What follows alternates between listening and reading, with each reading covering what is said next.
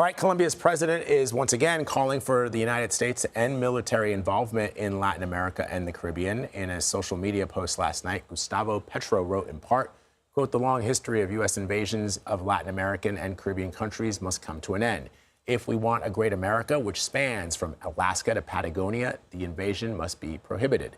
This comes, of course, as the Trump administration faces questions over several military strikes on those suspected drug boats in the region, as we've been talking about. So let's bring in CBS News national correspondent Lilia Luciano, who is joining us live from Colombia. Lilia, you spoke to the Colombian Armada about these strikes. What are they saying, and what does this indicate about our relationship, our strategic relationship with the Colombians?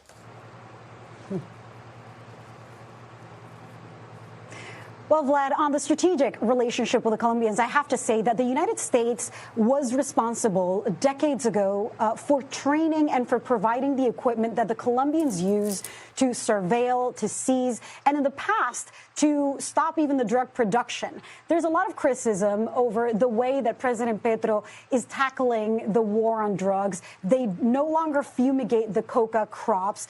People here in Colombia and in the United States accuse him of being too lenient with the guerrilla groups, with the organized crime groups that are producing and trafficking these drugs.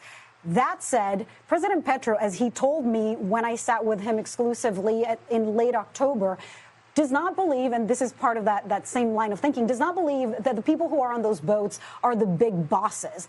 He doesn't see them as terrorists. He sees them as the quote-unquote workers.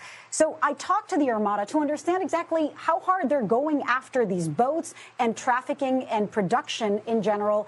The admiral who oversees all of the Caribbean, wanted me to see the amount of drugs that they're seizing. This week alone, they seized 7 tons of cocaine. We're talking about 20 million doses, according to his estimate. What he showed me yesterday was 4.5 tons. That is about $200 million of cocaine in one seizure alone.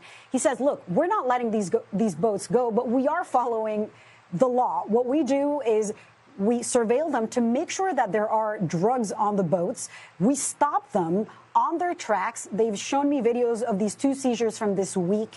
They showed me the boat. The boat was full of 2,500 gallons of gasoline to make it all the way, say, to Central America. But they don't just kill them. They stop them, they prosecute them, they arrest, and sometimes those people end up extradited, and that is the big difference. Of course, I asked, do you kill them sometimes? And he says, of course, if they fire at us, we kill them.